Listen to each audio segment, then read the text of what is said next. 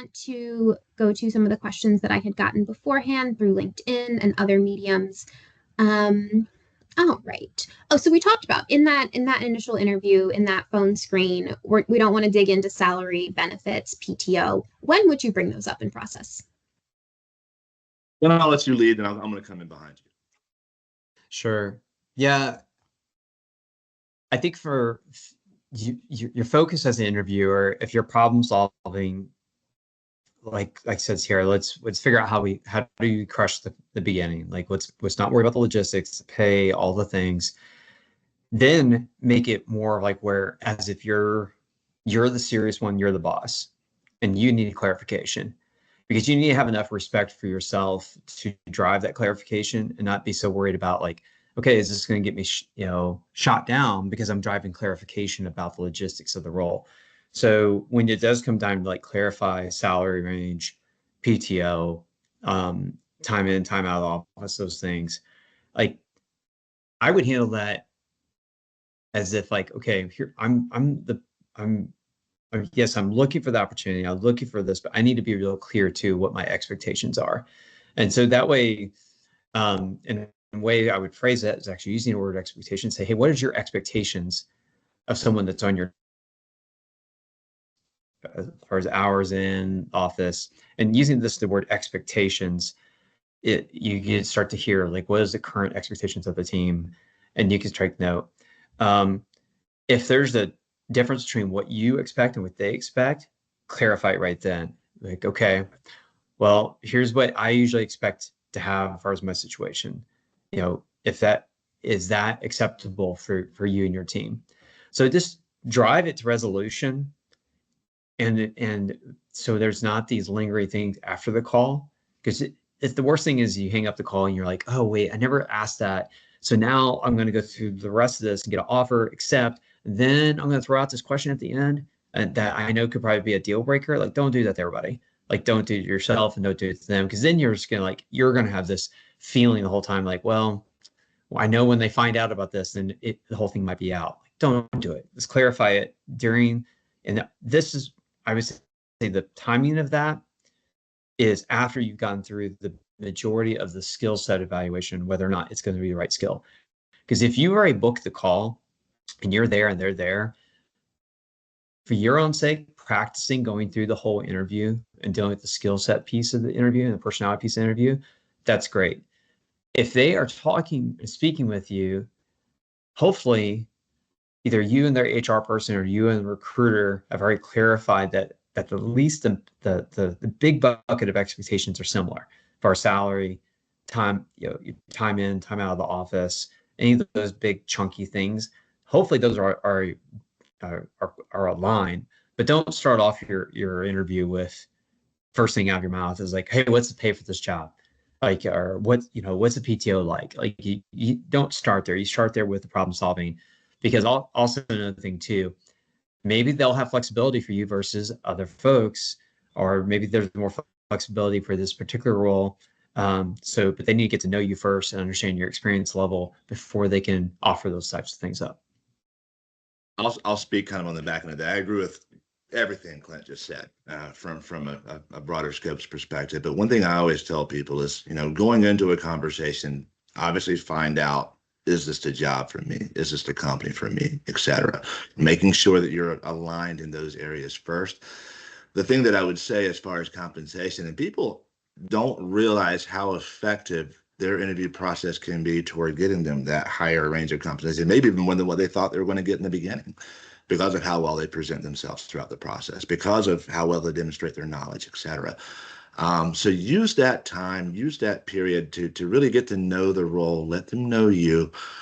Clint was spot on when it comes to not leading with the compensation question. And again, I'll even say this, more often than not, especially if you're going through a recruiter like us, you're going to really know at least the ballpark area of where you're being presented at anyway.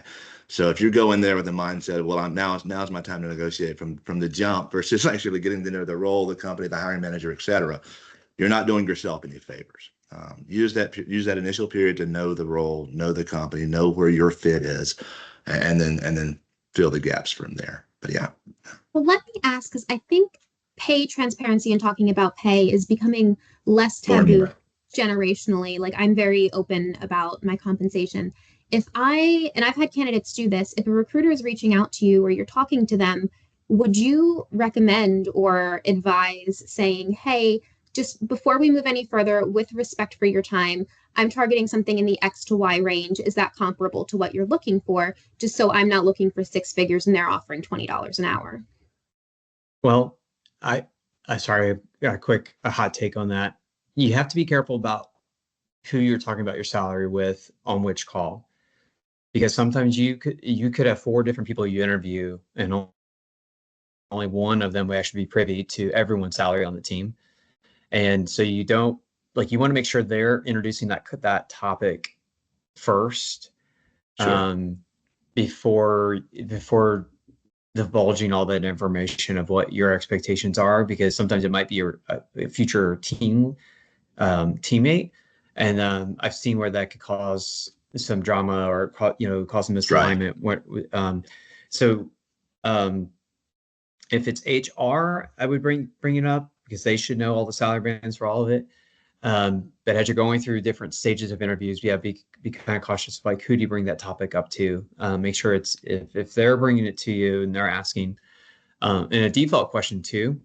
If you can tell they're asking, but maybe it's not, maybe it's not their job to be asking. Like I've had this happen too, where somebody stepped out of kind of sequence of what questions they should be asking. They say, "Hey, what's your salary expectation?" And you're like, kind of like, wait, they're not the boss, or maybe from what I know, they're not the hiring manager yet. Just the easy reply, be like, I will entertain your guys' best offer. It's like a easy deflection. Yeah. I don't want to really dive into all this just yet. Like, I will entertain your guys' best offer. Like, let's slow the horses down. Like maybe the question got jumped in there too fast too soon. And I'll clarify, I was thinking of just like messaging recruiters and candidates messaging me online. Oh And I think yeah, when you're that early in the process, it's a little different when salaries aren't posted or ranges. yeah. But Yeah, I agree. Sorry. Yeah, I took that as live action or live one. But yeah, if it's messaging about it, hopefully they're trying to drive clarification soon, so it's not wasting time. I I think it's did good. know. I'm just going to say this real Sorry. quickly. I think it's good on both sides if you can set those expectations early in a safe way, i.e., going to your recruiter or speaking to a safe person in the organization like a hiring manager. But I wholly back up what Clint said as far as like knowing your audience before you really dive into that setting. So sorry, Ciara. No, you're good. I just didn't want us, because I know we will talk about salary all day. I wanted to dive into some questions from the chat. So Sarah here is asking a couple of logistical questions. So blurred backgrounds for virtual interviews. Personally, they're not my favorite, but I don't have a problem with that. And I think it's just my opinion. What are your guys' thoughts? I'm neutral as well to speak to back up what Ciara said there a moment ago. It's not necessarily my favorite, but it's passable. As long as they can see you and as long as you're well lit, I think it's fine and good. The one thing I would say about having a blurred background is make sure you're in a still frame backdrop setting like mine. You don't want gray areas like cars going through or large brown areas like pets walking through the shot or your spouse or whatever, right? So just make sure if you do that you're still in front of a fixed background. Clint? Same. Yep. Make sure your lighting's good and fixed background. That'd be the only two. If I don't mind a blurred background. Actually, it makes it harder for me. It takes away from my attention span to look around. Yeah. So it's good. Sure. But yeah, no moving stuff in the background and make sure your lighting's there. I'm always distracted by, and I use virtual backgrounds, but when you move and it shifts, I'm like, oh, what's behind them? But that's probably a me issue. And how do you test your sound on multiple platforms? Would you recommend just setting up a call with a friend or family member, or do you have something different? I'll speak to that quickly. Go for it, Ben. No, you go ahead first. Okay, so I certainly would not hesitate to have a partner pulled into this.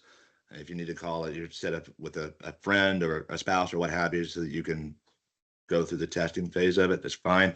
A lot of these platforms will have sound and audio test built into them already as well, so you can certainly operate that way as well. And from a technology standpoint, if you've got no spouse or friends, that's probably a bad joke, but there you go. But yeah, no, you have a lot of times you have a technical built-in component, or you can phone a friend, for lack of a better phrase. Clint? Yeah, and Sarah, I saw the follow up. Okay, so pretend there isn't a second person. I know on Teams it has a callback feature, like a testing feature that'll ring it in your ears and it'll record your voice and play it back for you. I know Zoom does. Google Meet has it also, but I would just probably go YouTube, like best way to sound check XYZ platform, but do it like the day before, like not like 20 minutes before you start. Yeah. And also, where my audio usually messes up, and that's why I'm wearing like a kid's like gaming headset that's wired to my thing. Is I have my favorite Bluetooth headphones, but they would jump from my laptop to my phone because my phone, like I have them too close to both things, and they prefer my phone over my laptop. And so all of a sudden I think I'm going to be on my earbuds, and I pull it up, and my earbuds are still going to my phone. They didn't pick up on my laptop. So just make sure if you're assigning Bluetooth earbuds to test that also, because usually that's the issue. It's not even like the actual, if that makes sense, like it's getting confused on which one that you want to pick. And I will piggyback on that. If you set up a meeting with yourself, whether Teams, Zoom, however, you can record it, watch it back, listen, look at it. And you can also completely turn the Bluetooth off on your cell phone because I don't trust my AirPods. My AirPods have all been through the wash or been chewed by a dog. So I don't trust them and I won't use them in an interview personally. But if you turn off your other Bluetooth devices, it's less likely to jump around. Those are great questions, Sarah. That's yes, point. Appreciate those. I think that is everything we have in the chat, and I know we are up on time, but any last minute, anything you want to ping, put it in. I will call it out before we leave. But again, we are always here. Feel free to reach out to us on LinkedIn. We did create a Last Friday Job Party community page on LinkedIn to grow everybody's network. We talked about that a lot last month. So links to previous videos, summaries, networking is all there. Feel free to post any questions you might have there or reach out to myself, Ben, or Clint. Do you guys have anything else before we sign off? I'll just say this real quickly. You're always free to reach out to me anytime if you have questions, needs, concerns, or if you just want to connect and network. I'm here for that. I'm very prominent on LinkedIn when it comes to my networking. I'm always on there pretty actively talking about what I have going on role-wise and otherwise. So certainly here to connect with anyone that wants to connect and reach out. My last thing is when it comes to interview prepping, everyone has head trash. That head trash is like an internal conversation, internal rhetoric. That you're telling yourself you're not going to be good enough to get the job, or you get some imposter syndrome going on. You're like, well, I don't know if I qualify for this, even though you know darn right that you can handle it. Take time, the night before or early that morning before you have your actual interview, and think about the head trash that you usually have. Write it down, like what you usually do. Write it down, and then I know this is really cheesy, but let's take it and be like, you know what? I'm not going to have that today. I'm going to throw the head trash out, and I'm going to focus on solving the problems here. And I am going to move to the next step in that interview. And I will quote my favorite coach I ever had, Coach K, shout out to you. She would always encourage us, fake it till you make it. So in terms of confidence, personality, pretend you are that confident person and you will become that confident person. So thank you everybody so much for your time. Again, feel free to connect with us online afterwards. And hopefully this is your last Friday on the job search. Thanks, guys. Take care.